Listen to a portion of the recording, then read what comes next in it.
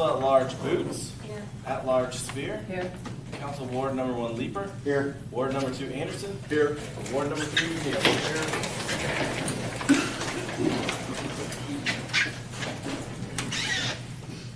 I pledge allegiance to the flag of the United States of America and to the republic for which it stands, one nation, under God, indivisible, with liberty and justice for all.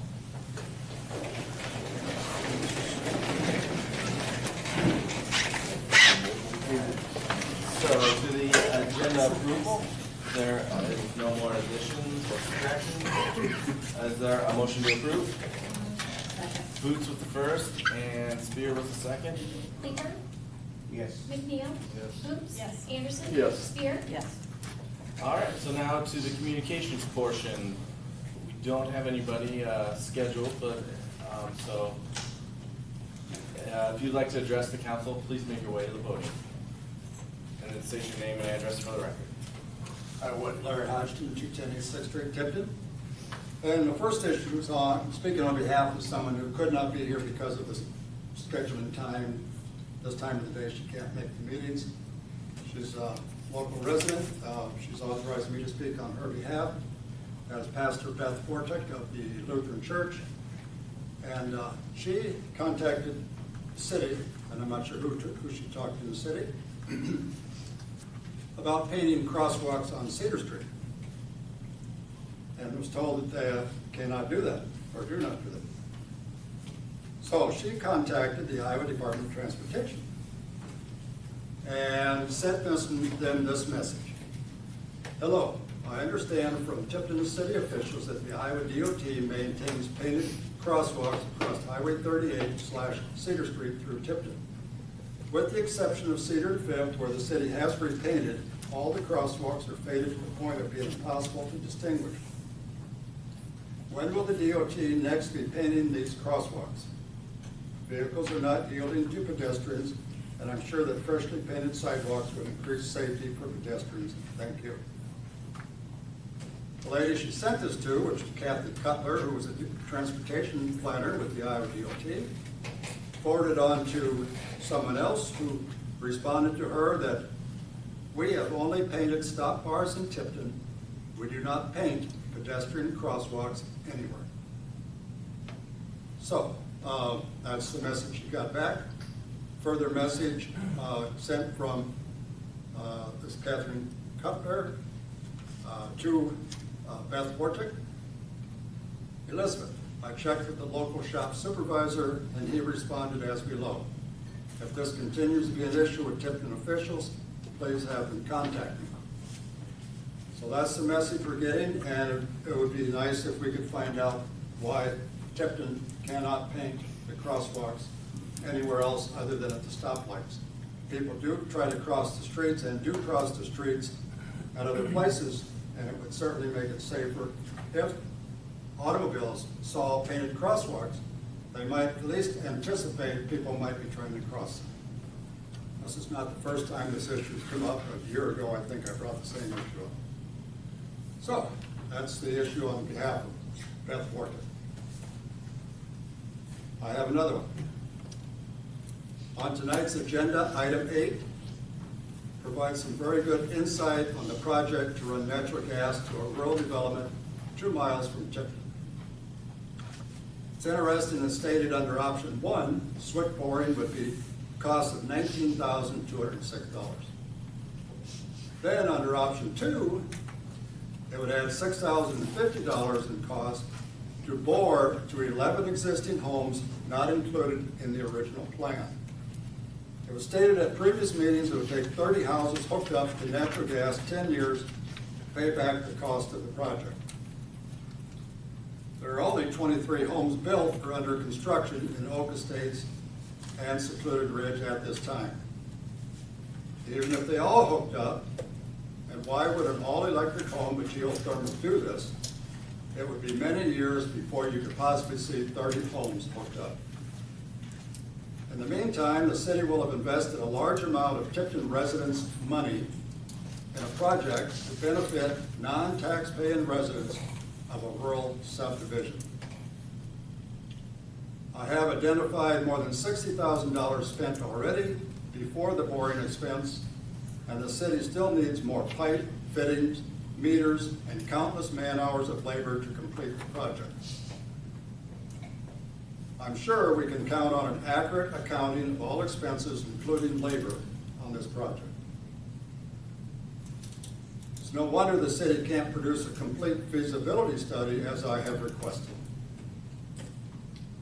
I asked all 5 council members why we were doing this, and here's the answers I received.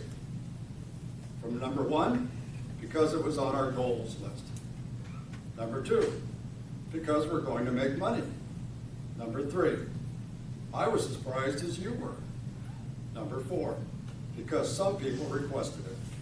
Number 5, because it will pay for itself.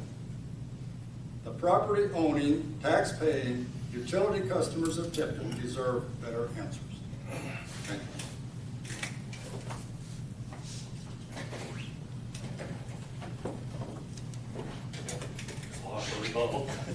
Sounds good, Virgil.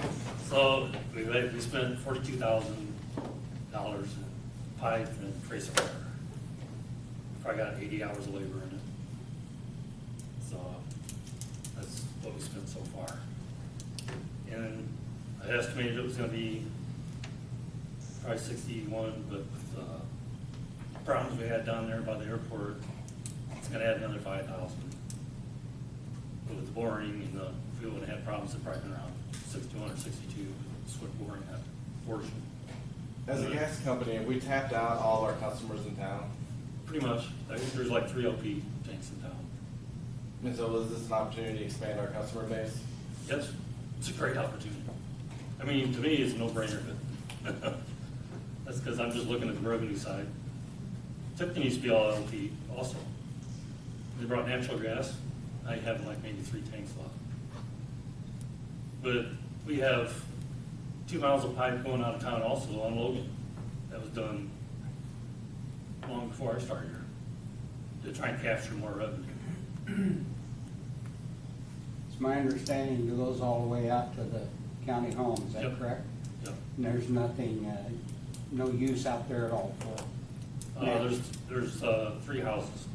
3 houses. There's only 1 house on the way out there that doesn't have Yeah. our natural gas. But I mean, the county home itself is not using Yeah, they're no it. longer using it. I don't know if they're gonna develop that. But it was something there, else. it's been there for a long time. Yeah, I'm not sure how long it's been there. It's not there before I got started here. Then to your best knowledge, this isn't affecting any rates in town? Nope, This is all bill done- rates are going up. This is all done with profits from Done with gas. revenue from gas. Yeah. Doesn't affect taxpayers at all. Doesn't affect current customers that are getting natural gas, their rates at all. We got a surplus that we're putting into this to install it. I think it's a perfect opportunity. If you go out there and look, there's gonna be 70 houses they estimate eventually. And I think we're getting there at the right time. We're getting there early, so we can capture most of those houses. And even geothermal has to have another source of heat during the winter. They usually have gas going to a water heater, because geothermal is inefficient after 20 degrees. And sharing the cost with Clarence, it was a good Yep, well, the reason for option 2, this is a good time because actually Clarence is gonna be boring across there, so we'd be sharing the expense of the boring costs to go underneath the road. But each service would actually cover 2 houses.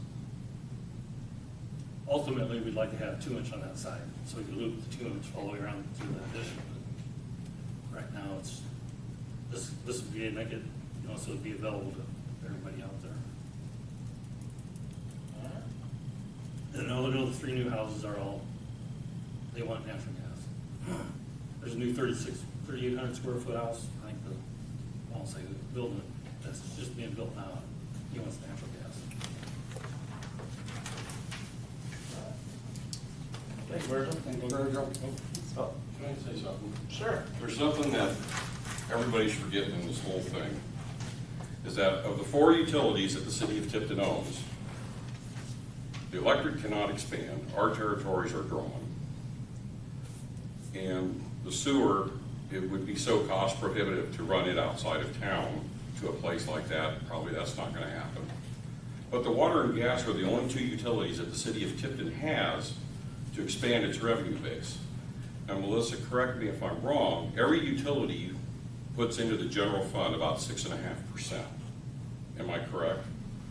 So if the gas utility raises more money, that means the 6.5% it's going to give back into the general fund is more money.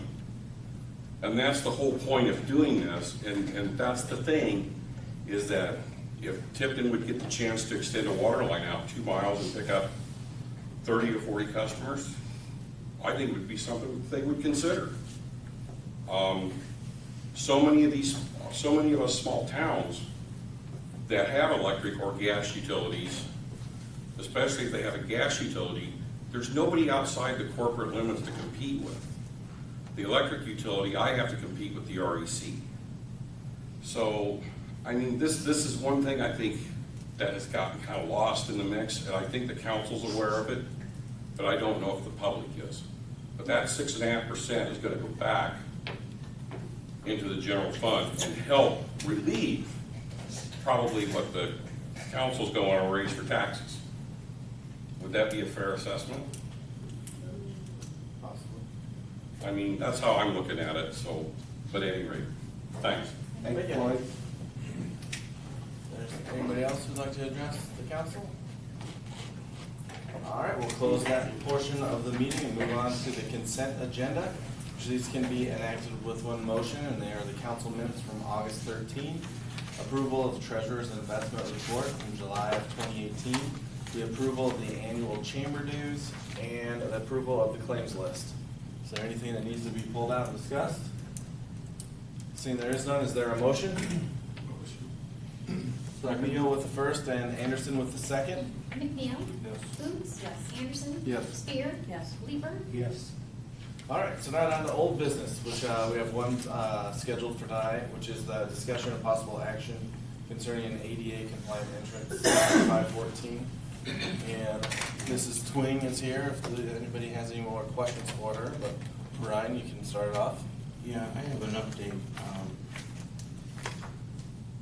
We were talking last time that one option, if the city wanted to assist with this project, would be to make the property, whatever city property is involved, available by way of vacating what the city owns. And that is a project that has its complexities. I asked the city attorney if there were any other options that she could think of. And the other option is to grant an easement, but that isn't much easier. The way of granting an easement, whether it's vacating or granting an easement, you're supposed to have a surveyor's description. You know, this is the public process too. A surveyor's description of the area either being vacated or made into an easement. In the case of an easement, in this example, the surveyor would have to be paid for. They mentioned fair market value has to be determined, and that can include an appraisal. If it was being vacated, you would just probably it'd probably be enough to say the city has no value, no use for it anymore. So maybe that would get around fair market. We'd have to see. If it was an easement, it could be made permanent with no conditions. It could be made with conditions such as, since the reason for it is to provide a handicapped accessible ramp, if the ramp was ever removed and not replaced, that the property, the easement, would revert back to the city. Or it could be made that it's renewable or cancelable if there's a change of ownership. Doing it those ways isn't easy, and there's expense involved. If you want to look at it from one other way of looking at it, the council, I'm just throwing this out, the council may determine that you believe the easement or the alley ends at the end of the pavement, which ends basically where the area involved for this ramp would be. So that would be another option if you just recognize that, in your view, beyond where the alley was paved, beyond that cut line, beyond that, it goes with that property. So I don't know if that's the recommended way to recommend it or to do it, but I suppose that would be another way to do it. Thank you, Brian. You mentioned something about the city no longer having any use for it. Would that have to be just because we were going to give an easement? If you had no other use for it, then you'd be vacating. You'd be giving up the city's claim of ownership forever. So can we do it for that particular, just that particular use? To vacate it? Mhm. Well, if Yeah, you do vacate the it, whole- if you vacate it, it would have to be surveyed, it would have to be determined exactly what part of it the city is relinquishing its ownership of. Okay. So you still are going to look at Easement, survey? yeah, easement and vacation would, if you do it according to the code, they would both require a survey. And in the case of at least easement, you'd have to try to find a way of determining some sort of market value of the value of the easement. You know, I don't know what that would turn out to be. I mean, in the case of something being vacated, and there's only one possible owner, and that would probably limit the market value of it because there can only be one other owner. But I don't know what that would end up being. But the easiest way out, if you want the easiest way out, is to just, if you determine from the way things are over there, that the city's property ends at where the pavement of the alley ends, I suppose you could look at it that way.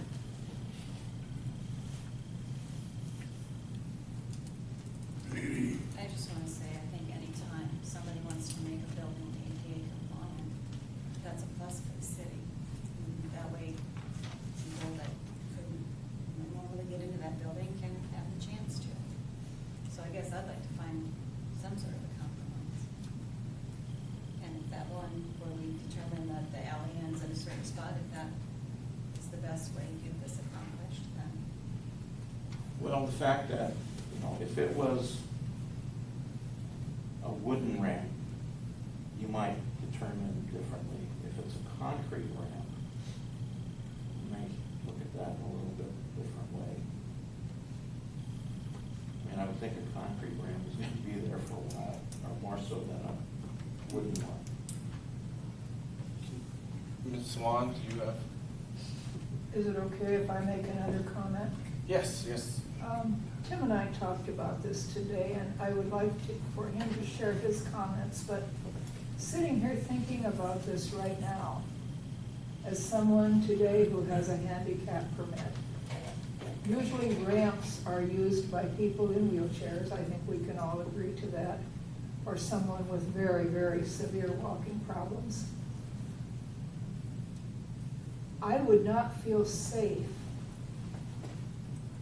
parking across by the bank and going across the alley, either walking or in a wheelchair, to use that door for fear one of our speeders, and we have many, would come tearing through that alley and hit the person. I think it's setting up a really dangerous situation. Tim, do you have anything to add? Yeah, I drove by the building, and it looks to me that from her storefront to the old Rhino storefront, they're all steps to get into the buildings. And they had, the hair salon, Sheila's, put a outside ramp in front of the building for that purpose. And I believe you got room in front of your building for that.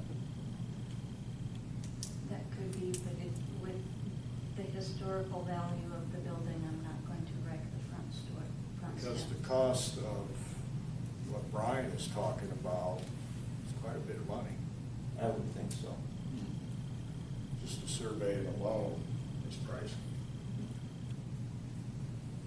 More so than the ramp in the front of the building.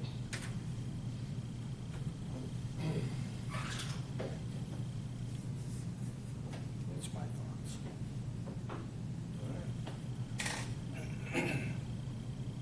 Any other comments? Then what action, if any, are you looking for on this, Brian? If the council wants to say which of these options we've talked about are worth or are at the point of you being able to support, so they would be vacating an easement or recognizing that the end of the pavement is the end of the city alley. But if we recognize the pavement ending is the end of the alley, and somebody gets hurt, then who's that liability fall on? If legally it's still ours. Well, I would think that somehow it would have to be established that, you know, by some means, such as a survey, somebody would, I would think, would have to survey it later to show that it was.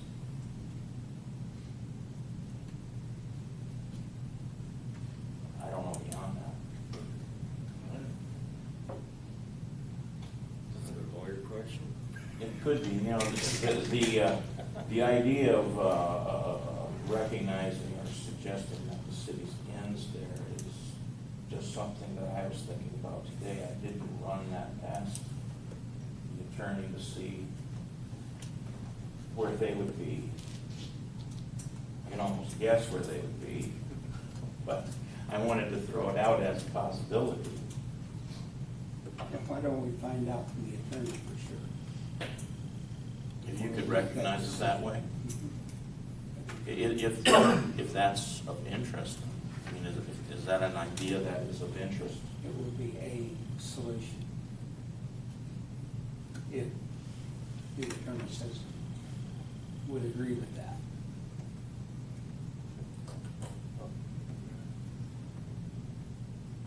And that would be based just on this Not knowing case. here and now what that decision would be, we can't make a decision about it. Can we make a motion based on what we find from the attorney?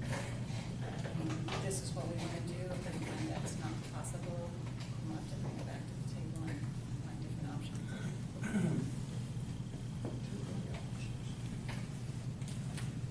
I didn't catch what you said. What's that? What did you say? I said there's not too many options. Yeah, no, there's not. It's just basically two. It's, you know, I know I've suggested motions with contingencies before, but this might be one that would have to come back based on what I learned.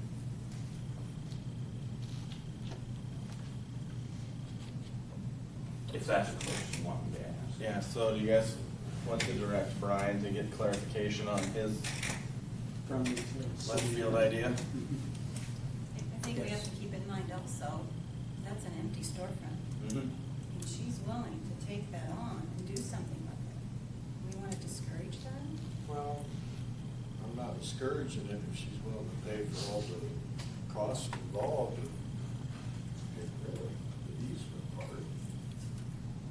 The survey and costs.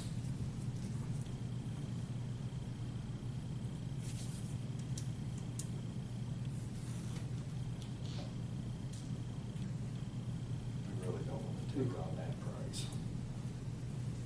mean, the ADA, will you get any money from them to put this ramp up? The construction will be all of my cost. There's no, I'm not getting any help on that. Okay. I don't like giving away. And we need to know from the city attorney if that's feasible, that idea is feasible for them to be able to go ahead and do that. And the city no longer is liable for that piece. Right? That's what we need to find out. Do we need a motion to table it then? Yep. And find that out? Yep. Should we also contact the insurance agent? I mean, okay. I would think for liability. Well, let me see if it's possible first, and then if they say, yeah, I'm sure they'll have caveats to it, but whatever they say is possible, if it seems like something I can bring back here, I'll also see what our insurance is. Okay. So Boots with the first, table it, Yes. and Lever with the second. Boots, Yes. Anderson, Yes. Spear, Yes. Leeper, Yes. McNeil. Yes. All right, so that will be old business in 2 weeks. And now on to new business, which is the first one that we have, Robert Latham Consulting here, discussing the city's share of the WISA transmission facilities. Mr. Latham? Thank you. Thank you for the opportunity to talk with you. This is Lou Irvin. He's a new partner of ours here in the last year. Trying along to be observant as well as participate in some of that. The specific question at hand is, as I understand it, what is the best utilization of the city's investment in the WISA generating station? What is the best use of that? Let me just give a little background as I remember some of these things. The WISA generating station was built in about, I think it started in 1985, something like that, 84, 85, right around that time. So right now it's close to 34 years old.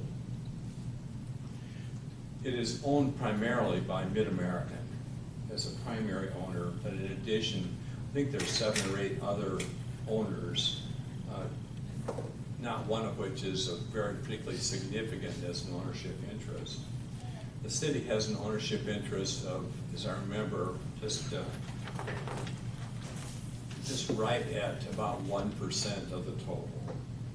Okay, so just thinking those kinds of terms, the city owns about 4 megawatts, 4,000 kilowatts of generation capacity in that. It's a coal-fired unit, and it's a coal-fired unit that has what we call ramping capabilities. Now, many of the big coal-fired plants are just basically base load. You start them up, and it's very difficult for them to ramp up or ramp down without some significant loss of efficiency. Like a nuclear power plant is probably the best example of that. You really can't ramp those up or down, certainly on a daily basis, if not on a monthly basis, simply because of the cost of ramp-up costs and what it does to the facility itself. But the WISA was built with such ramping capabilities, which is, by the way, it's the largest coal-fired power plant, at least in this whole region of which I'm aware, that has those capabilities.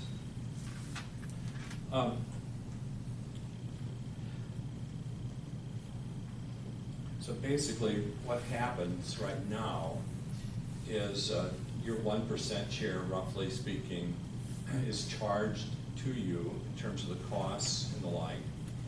And basically, what actually happens is that each hour of the year, the output that is owned by Tipton is actually sold. It's sold into the MISO market at whatever the hourly prices are for energy.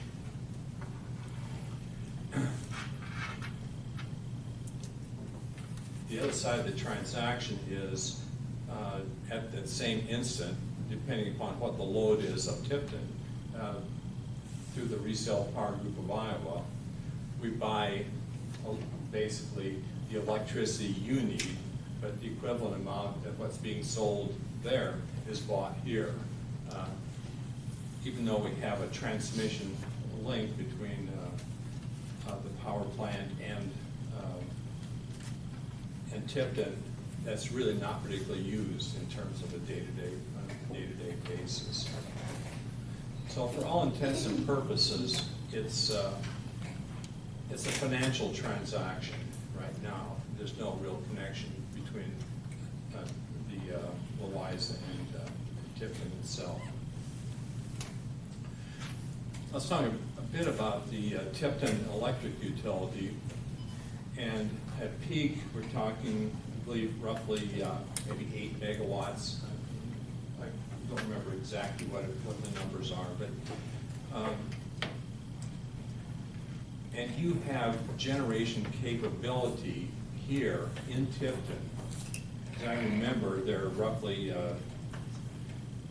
6 or 7 individual units that you have right here next door, and some of which are in good state of repair, others aren't, as you are very much aware. But you're able to use that capacity as an offset against your capacity charges. Let's say, in this case, it's from the Resale Power Group of Iowa. So you get a credit for that against your bill for the utilization of this generation capacity you have downtown here. The fact is, however, you're not getting the full amount that you could get, because at the same time, there's an offset in terms of the agreement with the Resale Power Group of Iowa. It gives you a credit against your capacity on your bill. And basically that displaces any dollars you could be getting from the same, from these other units downtown here. So you're limited, you're constraining yourselves in terms of ability to get full utilization, full dollar value of the existing facilities that you own down here in town as well. You purchase here your capacity and energy basically through the Resale Power Group of Iowa, 25 municipal utilities, a couple that really aren't, but they're mostly all municipal utilities, combined with a load of about 150,000 kilowatts of demand, and the capacity is about 150 megawatts, and the load is about 120 megawatts on the system as a whole. It's able to purchase energy in the markets, the MISO markets, on very attractive terms. Actually, some of the best terms of any utility purchasing pool in the whole, certainly in the state of Iowa, if not the whole region. And we've been very fortunate, because what happens is the model for RPGI is people who have the generation capacity themselves, and picture this now, your own units here downtown. That becomes basically a hedge against any price spikes that may occur in a hot summer day when electric prices spike. You've got a natural hedge. You turn on those engines and displace anything you're buying in the open market. So you got a really good hedge. And because of that, you can afford in the market to take certainly a few more risks in terms of purchasing energy on an hourly basis. So you're basically buying electricity here, maybe for 40% of it, through the Resale Power Group of Iowa, on the spot market. The rest of it is all fixed in prices through the year 2022. Okay, and we're talking there about energy prices that going out to 2022 at less than 3 cents a kilowatt hour is basically delivered into Tipton. Okay. Now, there's a transmission charge, but basically that's it. You've got very, very competitive alternatives in terms of your power supply. Just recent evidence of that, Guttenberg this went out for a resale, a request for proposals, and we came in probably 15% lower than the next lowest of the suppliers. And the supplier that bid us was NextEra Energy out of Florida, and they happen to be our supplier in the resale market of Iowa. But because we have diversity with 25 different groups, different taking at various times, we've got a better load profile by far than someone sitting by themselves as, say, like Gothenburg. I gave you that background because it's very, very difficult as, and I'm looking at Melissa and I'm looking at Floyd, to kind of understand, are you making money? Are you losing money? What are your risks? What are your benefits of your continuation with your share of Louisa? And what are your alternatives? Okay, so I'd like to just address those things if we could. I passed out a sheet of paper here. And let me just take you through that. Now this, you recognize this from your budgets.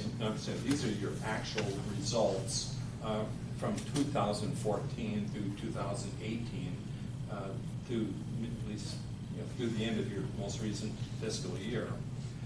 And basically, you're paying for Louisa fuel and capital outlays at about $600,000 to $700,000 a year. Now, much of that is actually, not much of it, but a significant part of that would be paying for the capital investments that are used to keep that plant operating. Now, whether it's environmental emissions investments or just simply, a 35-year-old plant needs some other maintenance as well. But part of that is the capital cost, for upgrading that plant. You have no budget for that piece of it, if you knew that. So if there were a problem, and all of a sudden there's a $100 million, and wouldn't be $100 million, but it could be a $50 million investment or repair or something like that to the plant, then all of a sudden you're looking at like $500,000 that hits you, and you're wondering how you're going to pay for it. But that's where that shows up, and this shows up in your budgets, the city budgets under Louisa station fuel and capacity outlay. You do get some revenue from that, and that's what I was talking about earlier. The revenue is at every hour that the plant is available for operations. And it's sold, the output is sold, your share of it is sold on the hourly market. And this is the revenue stream that you're getting from that. And that's ranged from about $380,000 a year to maybe $720,000 a year back in 2014-15. What's really happened is the prices of the energy have fallen, and just in general, natural gas prices have collapsed, and they'll be collapsed for the next 15 years as well, which probably all goes well for your natural gas business. But so this is the basic revenue you're getting for that. This is for Louisa only. So you basically, if you look on the energy basis for the last few years, you could say that, well, in the first 2 years, you basically,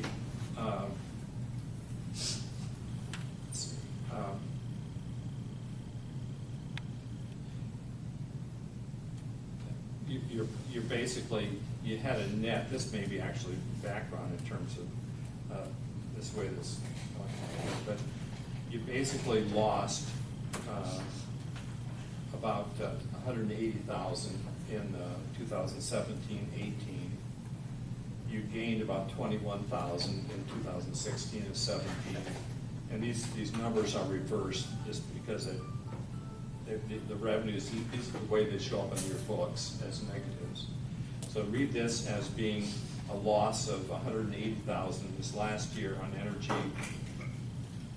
and it's about the 250,000 loss in 2015-16, and the like for.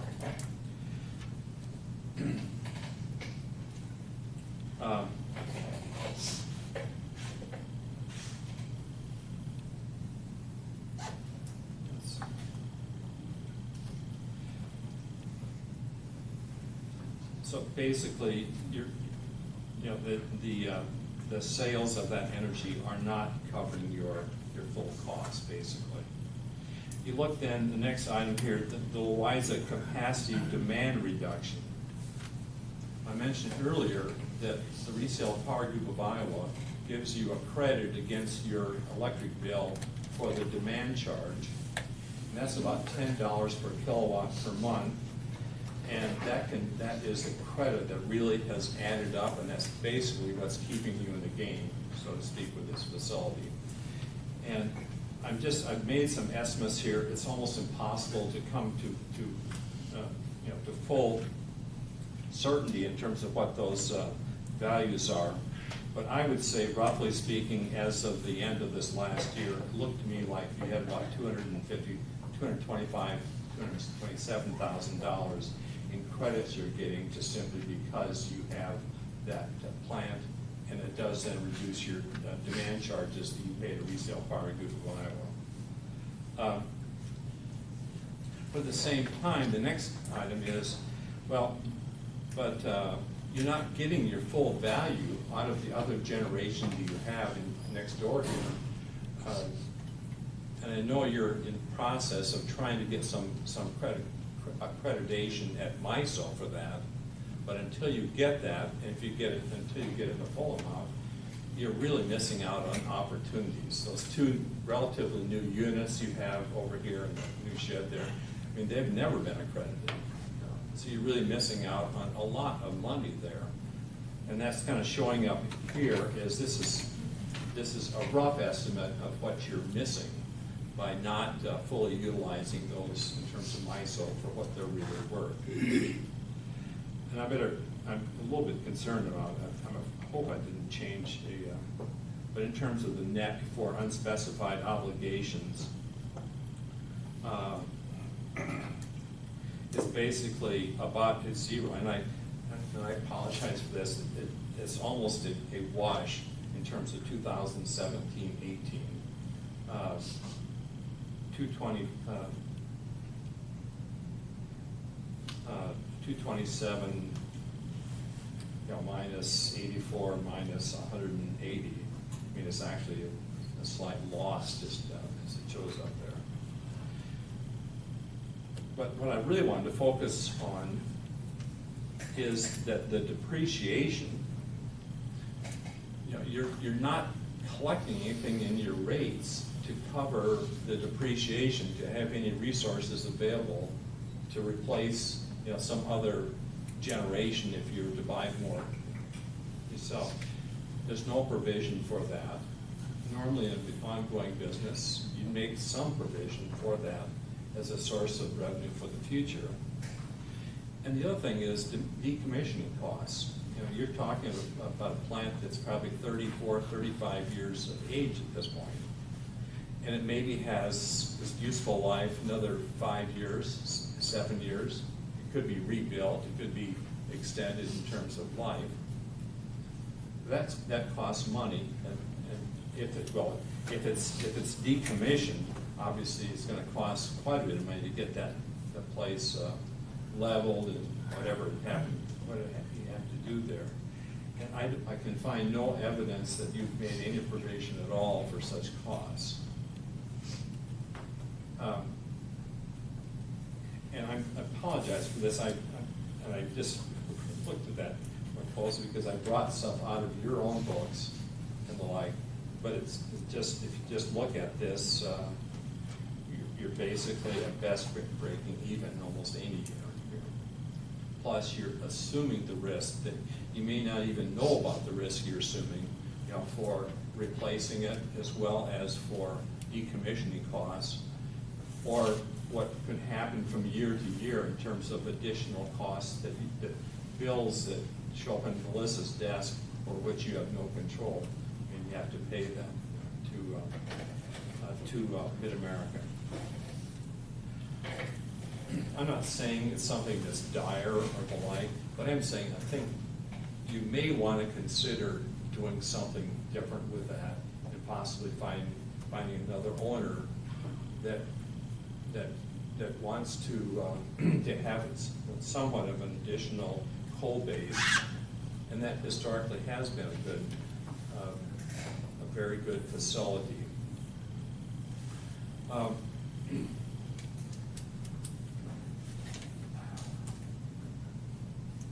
When I look at my crystal ball for the next, let's say, decade or so, and we've got a huge amount of new wind systems and solar systems in Iowa, and we do a lot of work in Illinois, and Illinois is going to be the same thing following Iowa. But almost all of that generation capacity is not dispatchable. And what that means is, when it's hot and humid in the summertime, the wind doesn't blow, except for very few exceptions. You can't dispatch, you can't say, turn on that wind system when it's 89 degrees or 100 degrees and it's humid and there's no wind. You can turn it on, but you're not going to get anything out of it. Okay, it's cheap energy for much of the year, but when you need it, in terms of dispatchability, it's not available. Solar, by contrast, is much more likely to be on, obviously in terms of the sun, during those times, and it's not, while it may not be completely dispatchable, it's likely to be available when you need it. So, and then particularly at payload, now the announcement of the Duane Arnold Energy Center being closed by 2020. It's not certain yet, but we're involved in that. We have every reason to believe that will be closed and probably shut down as a source mid-year 2020. That is dispatchable energy on which you can depend on. Leads me to the perspective that generating units that are dispatchable, including your units here, and including the Louisa, those are all dispatchable units. I believe they will have more and more value. Certainly your peaking units are going to have more and more value. The coal, that is so tied to the environmental regulations that it's difficult to call that shot. But in terms of like natural gas fired, like the Marshalltown generating station, things like that, those things are going to be the primary sources of dispatchable energy. My crystal ball says that you're going to want to make sure you get all of your existing facilities, as long as it's economically viable to do so. Get them accredited, get paid in MISO for that.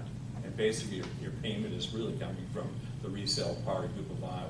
It's pricing quite a bit higher than you otherwise get in MISO. I do think also that the natural gas-fired units are going to be here. They're going to be here and more depending upon those. And obviously, we love the energy that comes out of the wind, but we like it also when it's available to us to operate.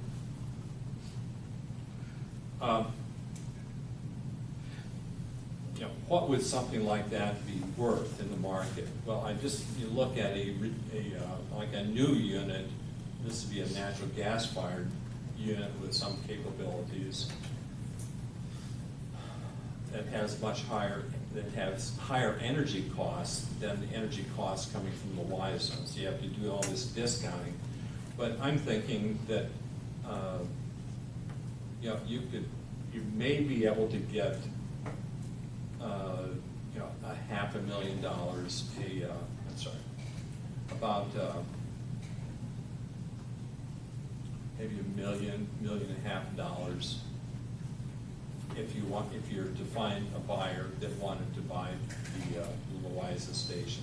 I can think of who would be the most likely targets. It would be people like Mid-American itself, maybe SIPCO, it may be Alliant. They're people that are already partners of that, in that facility. If one were to do that, we talked about this very generally about a year and a half ago. We identified a team of Brian Bergstrom is an attorney for the Shuttleworth and Ingersoll in Cedar Rapids. It's one of the best business attorneys I know. But there are people available that would love to work on such a project, and he is really capable. Yes. Do you know about how long this process would take? You could probably get some quick feedback from the people within 90 days. Yeah. And if they're then, proceeding, I don't think it's that difficult, to come up with the business documents on a transfer, on a sale for that. Because if my numbers are at all correct here, you're just basically, at almost no net right now. There's not a real rush, but I would think you could get some pretty good feedback. I could be wrong about the interest in such a thing, but I do believe that if there are coal-fired units that are going to survive, that's one of them, in some form. But the biggest risk isn't whether they'll survive or not, it's rather, what's it going to cost in terms of your share coming out of your utilities budget somehow. There's no way you can make provision because we don't really know what the plan is for that as far as it affects you people. So is now a better time to sell than some other time was? Yes. And I think that's pretty obvious that, in terms of the whole industry was expecting, just this domino effect of coal plant after coal plant after coal plant shutting down, period, for environmental reasons or whatever. Some of that's backing off of that, this backed off a bit. There's still, obviously, in terms of new generation, is primarily wind and stuff like that. And solar is way behind, but it's coming on. But now, a couple, 3 years later,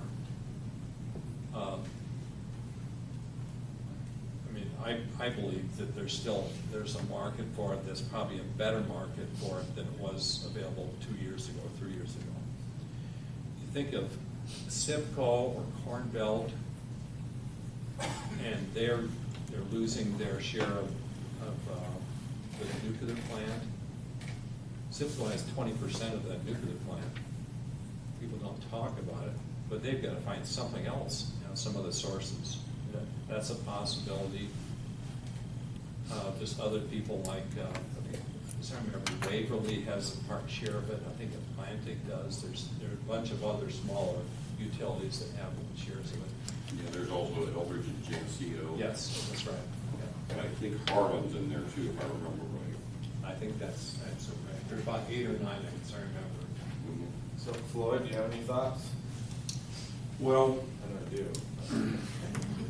since I've been here, I've questioned the viability of this. And then one day I sat down when I didn't want to, it was really cold outside. I started putting a pencil to it and everything else and everything that I could see and could figure out. And to me, it looked like it was a wash. That there was no clear advantage of keeping it, but yet there was no clear disadvantage to keeping it, of selling it. I'm not I'm not the number guy like Bob is, but when I sat down and figured it, 4 years ago, man, this thing's just about a wash from what I can see. And I just, it's been kind of something that's been just shuffled around now for 4 years. And with the Republicans in control, I thought that this would be the best time to probably try to push and get rid of it. Because if we go back to Democrat control, and the restrictions on coal and some of the other things that might come back into play, it might be hard to sell. I don't know. It's one of those things where I kind of always thought it was a little bit of an albatross, if that's what you want to put it. What would have been some of the original reasoning why Tipton would have bought 1% or whatever out of this? And if the reasoning back whenever was valid, is it then not valid now? Yeah. I come from northern Iowa, around Mason City. Okay, and we're familiar with the Music Man. And when you follow a little bit of what Floyd was just saying, at Eldridge, at places, there was a salesman from Centerville, Iowa, that went around basically from door to door, and he sold Tipton and Eldridge and all these on an investment in something that they could not refuse. Well, I've been involved, since this plant was built. I'm very familiar with the plant, and I'm also very familiar that Tipton never did have a budget. I mean, I don't know, you might want to be curious in terms of how you paid for this. Because my belief is there may have been a bond issue or something at that point in time, but I don't think anybody really had a sense of what the full cost was of it, which is really, to answer your question, there was a lot of snake oil in that for people who thought it'd be nice for us to have a share of a coal-fired power plant, and really had very little understanding beyond that, and I think that's a good. Well, there was a lot of fear in the late 70s and early 80s. Mid-America, I think, from what I read, started feasibility of this back in the mid-70s when the energy crisis hit. The plant went online in 1983. From my best guess, from talking to WISA employees down there, they really don't they don't know how we paid for this. They can't find any information as to how we paid for this or how we got involved with it. But I think a lot of it goes back to the fact that there was a lot of scare back then that, hey, if you don't get into this on the ground floor, you're going to be left behind with higher electric rates and things like that. Now, was I here when they sold it? No, I wasn't here. My guess is that's how it was sold, because I can remember, the gas lines, my parents talking about that. I can remember the price of electricity was going down in the late 70s and early 80s, and then this here was probably a way to say, look, we can make it for X amount, and we can guarantee that probably for maybe, I don't know, what would you say, Craig, 5 or 10 years back then, maybe. But Mid-America, I will say this much, I mean, they did do a rebuild of the generation station this last year. I don't know if I told you that, Bob, or not. They said it's good for another 30 years.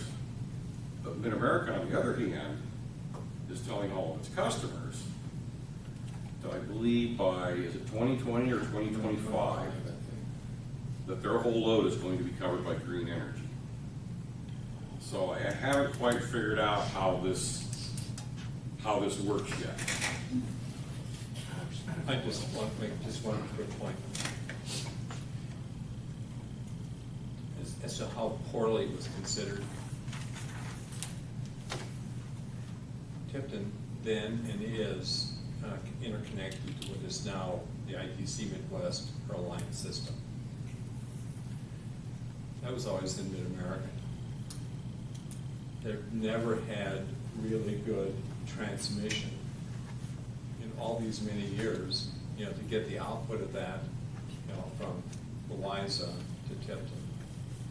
And we finally resolved that a few years ago by just simply saying, well, let's just sell it in the open market down there and buy it back here.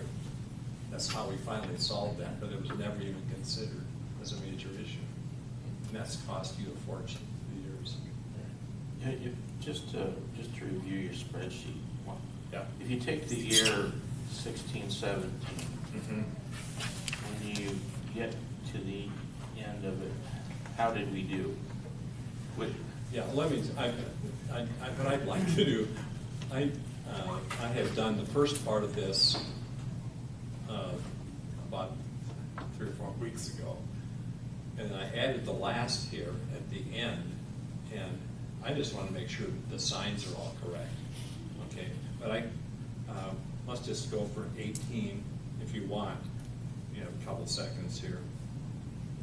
Okay, so the revenue shows up as negative. Okay, so that 227,000 should also be negative, and so that whole line, the 313, that should all be negative. And then, so I'm looking at this line. And demand reduction. Then the demand reduction then is,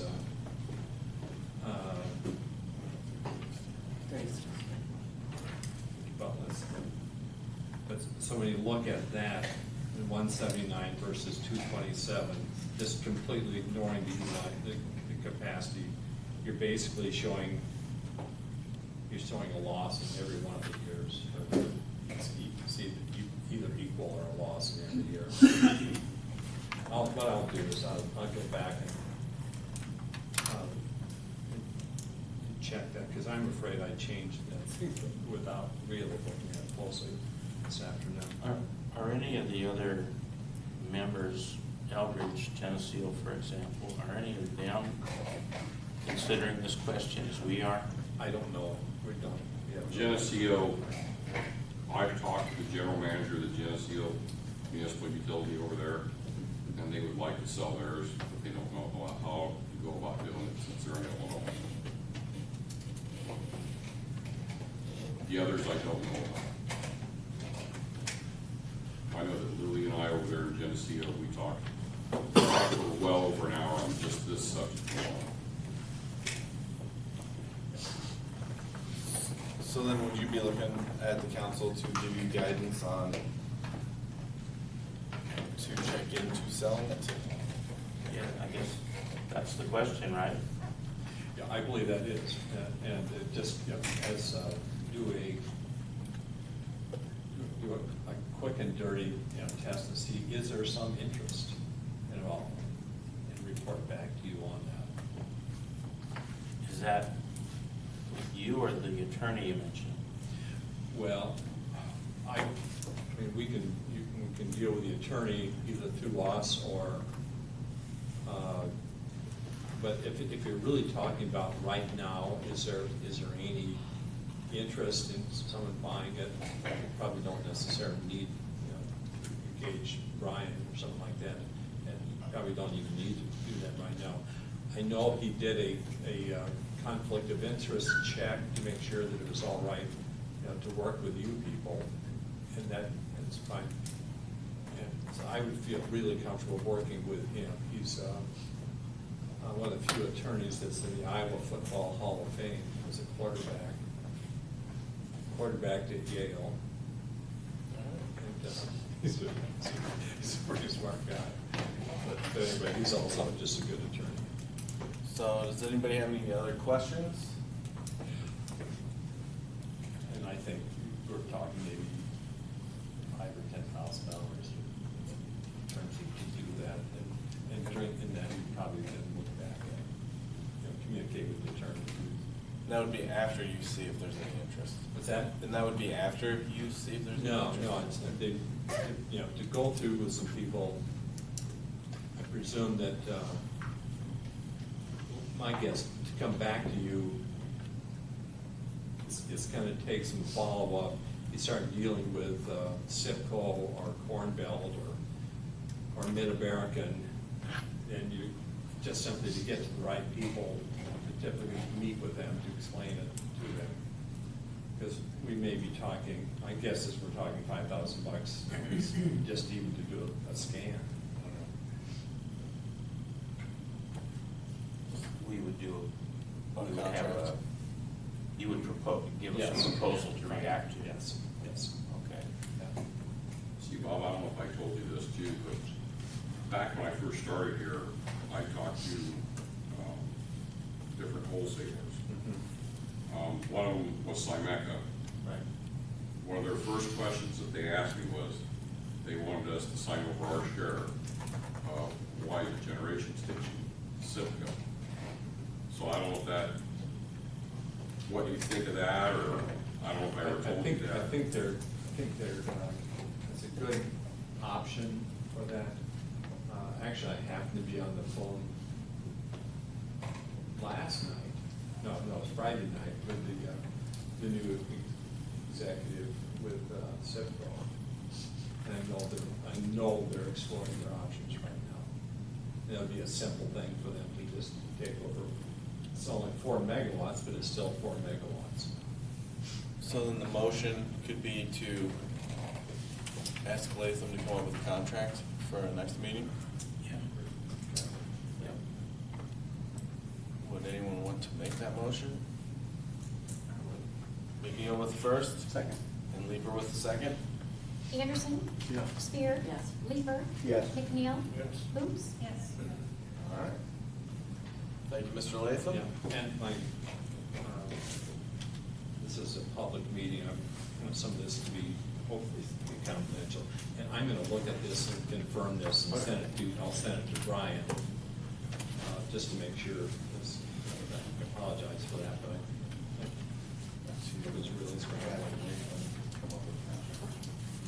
All right. Thank you, sir. Thank you. Now on to number 2, which is the pay application number 3 for higher construction. Brian, or do you want Mr. Pope to talk? Jack is here. If you'd like to talk about what pay application 3 includes.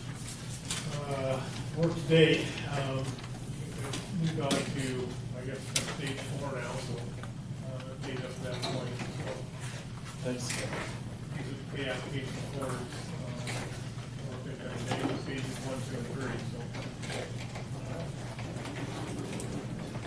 All right, any questions for Jack? Is there a motion to approve this? Second. Leeper with the first and Anderson with the second? Spear? Yes. Leeper? Yes. McNeil? Yes. Boots? Yes. Anderson? Yes. All right, and then the third one, which is action, discussion of possible action concerning approval of an engineering agreement with Garden and Associates for the 2019 street improvements. Well, this was discussed at your meeting on the 13th. We presented up on the screen suggested project areas on West 7th from Lemon to the city limits, West 6th, then to Locust, and then alternative bids, West 4th, Spruce to Orange, and Sycamore from 2nd to 4th. And do you want to say anything further? Or? Not really. With it, yeah, the way it'll be set up, my understanding is we're gonna take bids on the 7th and 6th Street portion, and then we'll take alternate bids, similar to what we did on this year's project for, 4th Street and Sycamore piece, and then council can make a decision from there, how much will we do it for, so. Yeah, the preliminary design, final design and bidding for 18,000, construction phase is 22,800 for a total of 40,800, but the construction phase is not to, or is dependent on what's accepted as bids. Correct. So if you don't accept them all, it won't be the full amount. But the other advantage is sort of like what we talked about when we did the other project. If there are if there's a project in here that you can't afford, you at least have the plans on the shelf and you know what it came in at, so you can plan for it if it's in your next round of projects. All right. Any questions? Is there a motion? Boots with Second. first and Spear with the second. Leeper. Yes. McNeil. Yes. Boots. Yes. Anderson. Yes. Spear. All right, the next one is with Jack Pope as well. It's a discussion and possible action concerning the approval of survey to provide annexation plat for 255 feet along the old Muscatine Road. No, this is quoted as not to exceed 2,000. As I understand it, there might be a request to amend this and take it farther out. This was based on the discussions with the county going back to the day where I went to their meeting, and I think in one way or another there were council members in the audience. We were talking about the 255 feet that were paid outside of the line where the entire Muscatine Road was entirely in the city limits. This was that shared part. I understand there's a suggestion to take it beyond the 255 feet to match it where the city limit is, which would be, I think, basically even up with the south property line of the industrial park acres. It would go all the way out to 230th Street. Is that where the, That barn, Further. Further. Yeah. that's 230. No, 230. Oh, to the barn. Oh. But unless there's an agreement to the effect, then in the shared agreement that has been proposed, it hasn't come your way yet because it hinged on the annexation. The county was among the shared maintenance where part of the easement or right-of-way is in the city and part is in the county. They proposed county shall provide routine surface maintenance, parentheses, blading, of the granular surfacing on Old Muscatine Road from 230th Street northwest to the pavement. In return, the city shall pay for resurfacing rock when requested by the county for said stretch of road. So unless something else is done to continue to cover that, the area then out to 230 would be entirely in the city limit and might be seen by the counties falling outside of this, what I just read. So I guess it depends on how far you want to take the annexation out to. Do you want to have it cover the 255 feet that was paved, or do you want to go out to even up with what's in the city completely on that half that goes out to 230th? And I asked Jack if the council decided to do that, to what degree would it change this not to exceed of 2,000, and you were thinking it would still stay about the same? Yeah, I wouldn't change it too much. You know, it's, the bulk of the work is just getting the plats prepared. We would have to do enough research on both sides to get most of that work done anyways. If you were to annex that in, you're right, your agreement would likely change. Would that mean we're maintaining gravel road further out? The county would agree to the they have to put that in anyway, so just drop the road on gravel.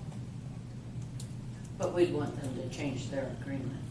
And then, Just to mention, one of the reasons why it's taken a bit longer to get to this point to do an annexation plat is we were trying to figure out internally, mainly the city attorney was trying to figure out if there was an easier way to go about this. And we're looking at annexation, there really isn't. it's a long process. It has several steps to it. It isn't done in the short term. It has to go through a number of steps, including the budding property owner signing off.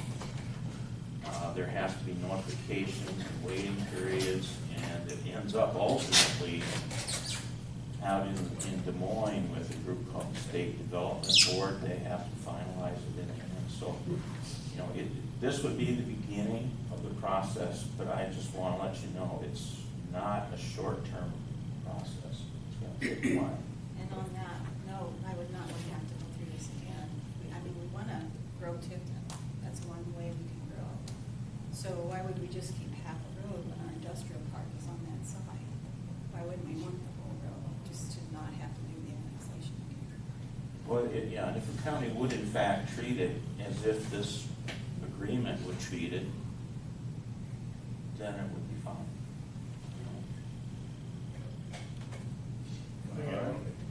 The timeframe may depend a little bit on how the road is actually owned right now, or research, whether it's fee title or whether I would imagine like most county roads, that the county just has easement for that piece that's actually owned by the adjoining property owner. So that, if that's the case, then yeah, it's gonna take a little time because they have to somehow voluntarily annex that piece of it. Yeah. I'm assuming the best. But All right, is there a motion to approve this to go all of the way out to 230th Street?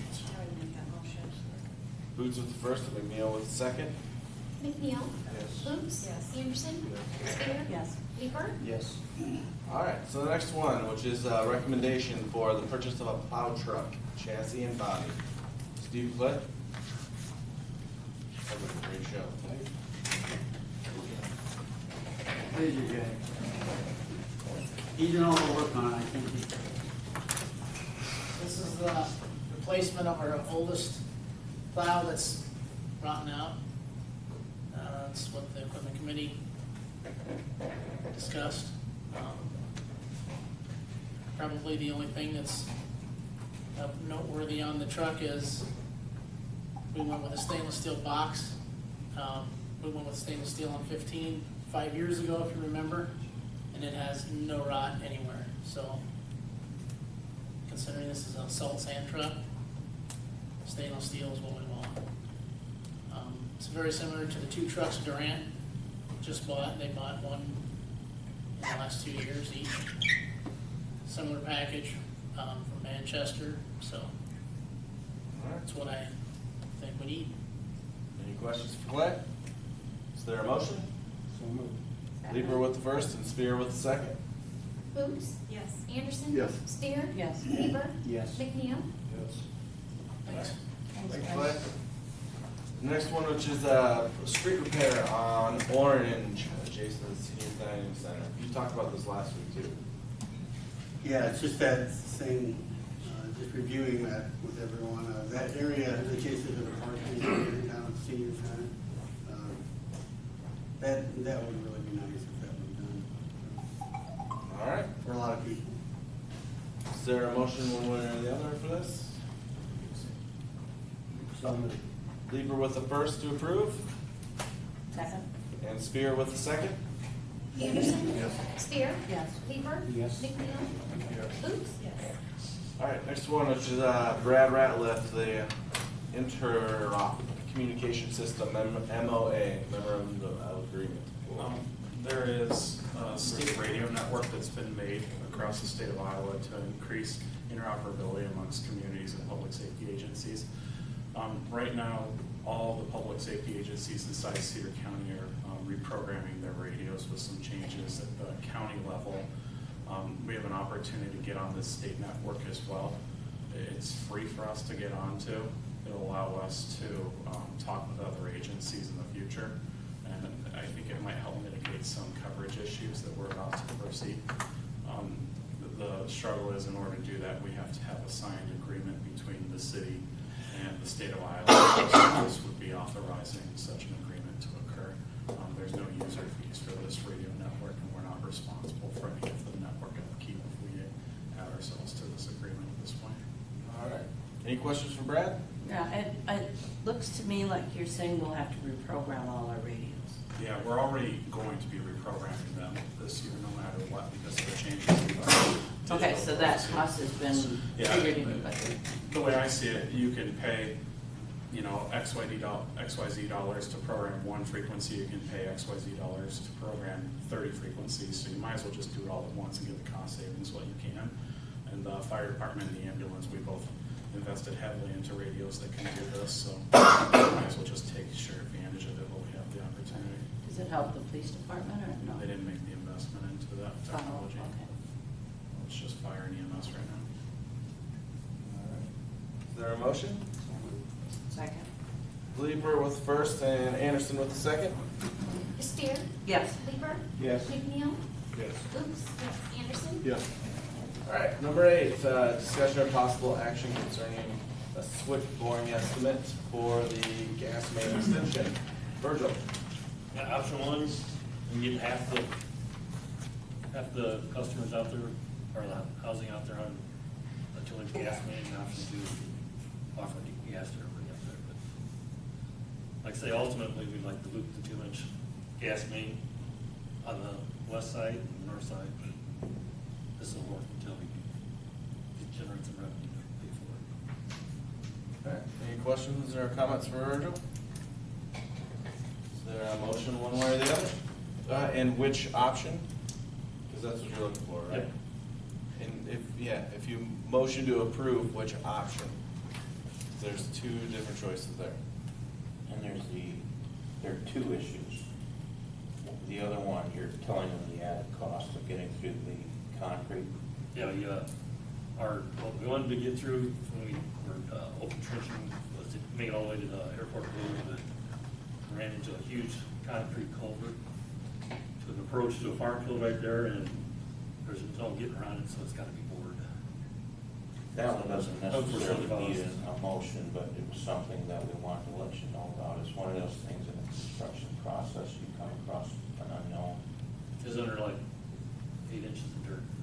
City knows that. So then, Virgil, when you have the 19,000 on option one, is that our half or the total amount, and then we share half with SWIC? See, that would be just the addition. Plans. Oh, that's, our half. That's our Right. half, okay, okay. Yeah, we'd be sharing that with, and also on option two, all the That's our service half. lines where we'd also be sharing that cost going under the road. Okay. Clarence Telephone's gonna have laterals going across or under the road. And you're recommending which? Personally, option two. Okay. I wanna reach because everybody. option 2 does the whole entire loop, you So said, it right? would provide temporary until we get the 2-inch loop. No, It 2 reaches inches all on the individually. west side and the north side. Because right now, we're just gonna have 2-inch on the east side, on the south side. Of both additions. Any questions? Comments? Is there a motion for one, the other, neither? I would move to approve option two. All right, Spear has made the first approved option number 2, and McNeil has seconded. Leeper. Yes. McNeil. Yes. Oops. Yes. Anderson. Yes. Spear. Yes. Thank you, Virgil. And to number 9, which is discussion and possible action concerning the recommendation to proceed with a proposal from Shermco for the electric utilities downtown alley project. Floyd?